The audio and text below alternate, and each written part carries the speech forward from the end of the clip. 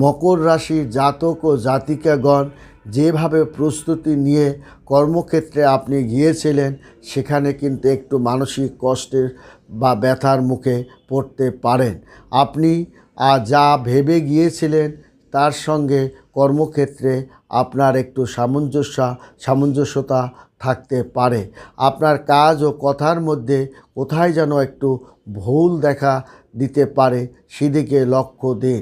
আপনি একটা লোকসানের মুখে পড়তে পারে মকর রাশির জাতক ও জাতিকাগণ। একজনকে ভালোবেসে একটা ভালো পরিমাণ অর্থ আপনি ধার দিয়েছিলেন, সেই টাকাটা আপনি কিন্তু আজও উদ্ধার করতে পারেননি, এবং যার কারণে আটকে থাকা অর্থ আপনি কিন্তু সঠিক সময় আপনার গুরুত্বপূর্ণ কাজের সময় আপনি কিন্তু পাচ্ছেন না। এবং মানসিক একটা চাপ, এবং আপনার মানসিক চাপ, পারিবারিক চাপ, সন্তানদের চাপ